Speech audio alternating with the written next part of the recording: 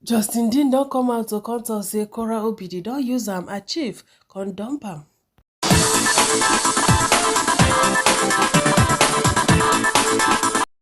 My correct people dem no be small tin no. Justin Dean don't come out come say make him tok im own story how him and Korra dey meet. My correct people dem una know say for Korra book, Korra bin don already talk. Say no be say na Justin carry am from Nigeria enter America. Say na for China na im dem meet. Na for China na im dem meet. Say no be say na him carry am go China say na she carry herself go China. Na there na she go meet Justin Dean. My correct people dem. So Justin Dean ma don follow come out, come talk the story, and him follow talk say two of them dey meet for China. He talk plenty things o. How he help Korra, like say tomorrow and next tomorrow no dey. Say na even because of Korra dreams na im make am. Say okay o, Korra, see where you fit make am o for this your career na for America o. Na im dey move to America, him and Korra. Una go hear more for the part 2 because if I put everything here, it go over long. But make una watch part 1 first. I know say Justin didn't really try for Korra well. At least we saw. Even now, say the old video still there. He was a very supportive husband. To the way some people say, even when they call him boy. Say, Korra waiting. This and why they use the husband like this. All manner. But now way hard work don't they pay. Now you can't provoke, leave the marriage. At least when you first say you won't leave the marriage, Korra begged you, bake cake. Beg you. Doesn't at that time when you forgive him, I'm sure say Korra for look into some things where you don't they complain about since. Then change. But you can't dey formed on Jazzy. Rather, you can't dey talk bad about her. I hear all those times where you don't even they talk about Korra, where Korra they quiet. If you start to follow this story from the beginning, the sister talk am. I also posted that video here. The sister talk and say all that time we don't they bring her things. The sister Korra was still begging, even bake cake for him. Now you're coming here every day, want to clear yourself. Na the same money where you say Korra use you they make, now you come to make, because I don't understand. Court don already tell una say make una stop all these things, and you are still doing them. If na for try, I know you were really there. You really wanted her to succeed, but this life, when it comes to marriage, you know easy, easy, but sometimes you have to close your eyes to some things, honestly, and especially as money don't enter. So, it's well. We'll just listen to them. Hey everyone. I can't believe I'm doing this, but I'm going to break the rules because the rules don't seem to matter. I am going to start telling my side of the story. I'm not going to bash anyone. I am not going to do anything like that.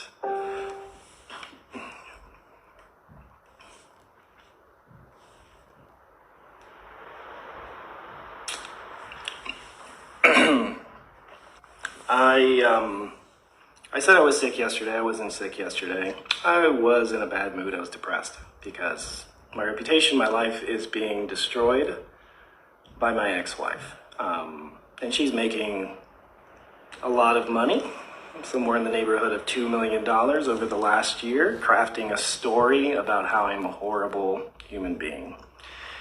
And my mental health is really suffering because I know it's not true, and I cannot defend myself without it being used against me. But at this point, it's gone too far. It's been nearly 2 years of me, a year and a half of me just minding my own business, just trying to do what's best for my daughters, protect my daughters. And now it's all across the internet that I'm this horrible human. So rather than try to bash the other individual, my ex-wife, Kora Obidi, I am going to simply say, I'm going to simply tell my story about how awesome of a husband I was. So this is not going to be any sort of drama fest. This is just me defending my character. And Every single day, somebody's doing something to try to destroy my life based off of things that she said that just simply are not true. I've won everything she said. I've won in court fully. And it just continues for profiteering and to make money. That's all this is about. It's just, let's make some money. Let's capitalize on another person's misfortune who happens to be the father of her children. And let's make as much money as humanly possible. I, on the other hand, have actively not participated in this at all because this is what's best for my kids. But now it's to a point now where I can't look at myself in the mirror because I can't defend myself. And it's just it's frustrating. Many of you have been watching my page and you can see the kind of person I am. You can see who I am as a man, who I was as a husband, those of you that have been following our story for the last 5 years, and who I am as a father. So rather than bash any individual, I am going to simply talk about myself.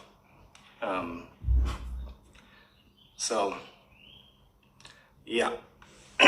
Those of you guys don't want to hear it, don't listen.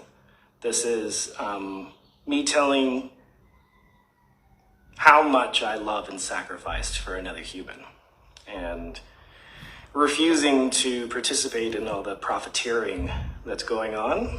So here it goes. Many of you guys know my backstory. I'm a small town Eastern Oregon kid, grew up 19 years old, barely literate, read at a 6th grade level. I only got in college because my college coach pulled a favor to get me in, and I was in on a kind of a special circumstances kind of situation. At 19, I decided I'm going to change my life, and I worked hard for until today to better my life and make a better life for my children. And that is all being destroyed so that money can be made.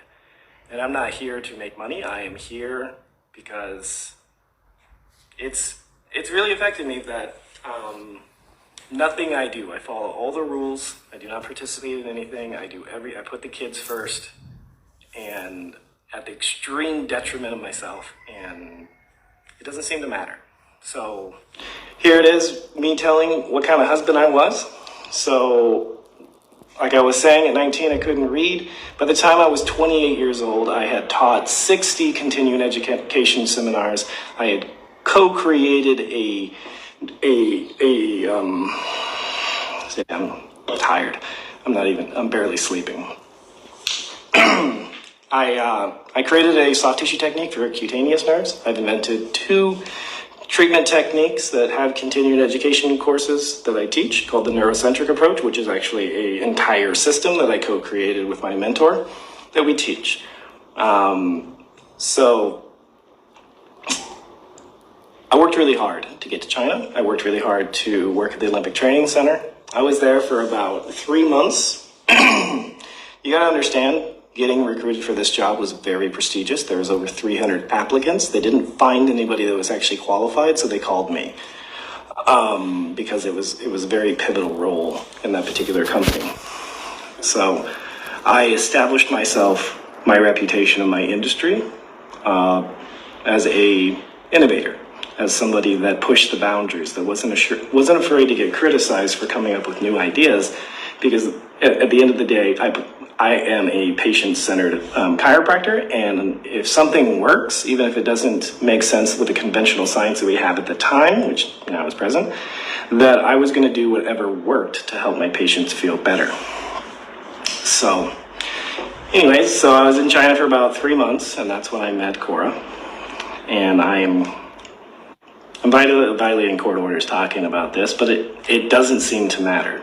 Hundreds and hundreds of court order violations later, it doesn't seem to matter. Probably because I'm a male. The system is against men. Absolutely. This is showing me this more than anything. So we met. The first night we met, we went out to the club, and we had a fantastic night. We both got very intoxicated, and she came back to my house. And being the gentleman that I was, I refused to sleep with her on the first night because I deemed her and myself too drunk. So we did not. And the next morning, that was the only day we spent apart in China, was the next day. From the following day on, we spent every single day, all day together, except for when I was at work or she was at work. I fell in love with her very quickly. Within probably 3 weeks, I knew that this was the person I was going to marry. And that's not something that, I took lightly at the time, or I still don't take lightly now. And I'm so frustrated I even have to talk about this, but at the end of the day, you got to defend your livelihood. So our relationship was perfect in China, to be honest with you. She treated me with respect. She treated me like I was a king, and I returned in kind. So why did she move to China? She moved to China because she released an EP that was an utter failure. And she moved to China because she wasn't making money as a singer, as a dancer. She had broken up with her boyfriend, and she needed to go and make some money. That was the goal, is to go to China for a few years, make some money, and come back and build a house or something like that. Well, I encouraged her adamantly to follow her dreams because I was the product of somebody that overcame insurmountable odds to accomplish my dreams. And at 28 years old, I had accomplished every dream that I had, every goal that I had put out at that point. So I was extremely happy with where I was, and I knew what it felt like to accomplish something very difficult, to accomplish a dream, and then actually see it occur. And I wanted that for her. I wanted that for my wife, soon-to-be wife at that time. So every single day, and I mean every day, we would go out and we would think of content ideas. And I would film for her. I would motivate her. I would push her to be her best. We would do maybe 50 takes of a dance scene on any given day sometimes. And we wouldn't do it until we wouldn't stop until both of us were very happy with the result. And after a few months of this, see what was working and see what wasn't, I decided that it was working. When she moved to China, she had 43,000 Instagram followers and barely any followers anywhere else. And after just a few months, we got her up to like 80,000 roughly. So we were seeing what was working or not. So in high school, I actually took video productions. I took 2 years of video productions. I made the highlight reel for my cross-country team. I really liked editing videos. So what I did is I bought a subscription to Adobe, and I would take the videos and I would actually speed up her body movements to make her look like a better dancer. Now, she's an extremely gifted, talented dancer anyways, but for social media, it's all about like getting your attention past the first 3 seconds. So I would speed up her hips so they would bounce more. I would speed up her arms so it looked a little bit more eye-catching, because sometimes on video it's not, what looks really good in real life doesn't look as good on camera, so you have to speed it up a little bit. You got to make the hip movements, you got to make it pop more. And that was exactly what I did. And one second, I'm gonna get some water.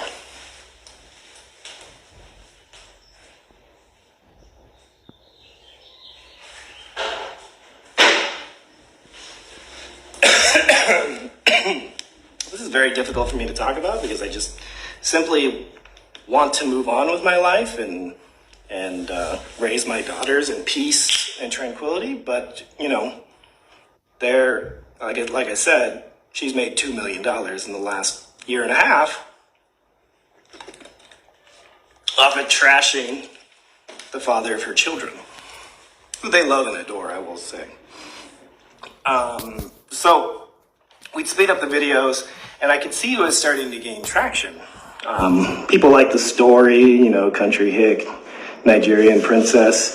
That was really sticky as well. So after about, I would say, this was probably about June, I proposed to her on the bund.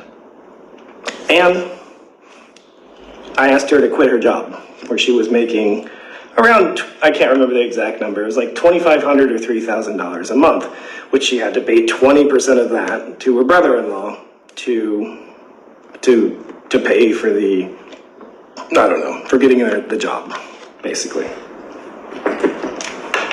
That being said, she actually, on her paperwork, lied to the Chinese government and said that she was an American from Salt Lake City. But she was not. Anyways, I didn't care about that. Kora brother-in-law madon hustle. Like say tomorrow and next tomorrow, no day. So waiting Justin did me, they try to talk about it's an agency. It's an agency thing. So he may not really know now. You know, say Nigeria ways day. So he don't really know how to explain them, but at least I'm sure he understood it enough to know that he go pay some bills and all. Alright, so my correct people them no be small thing no. Now where everything done, where you supposed to do the job, you can't jump, leave the marriage. You still love Korra, even though you thought say you no love her again, you still love her. To say you no love her again, for easy you move on. Now wow, it is well. Me I for really like say made a comeback. For really like say made a comeback, but it's like they have gone too far. They have gone too far to come back. It's well anyway. It's well, my correct people them. It's well. Alright, so una thank you for watching. Una stay beautiful. Una bye.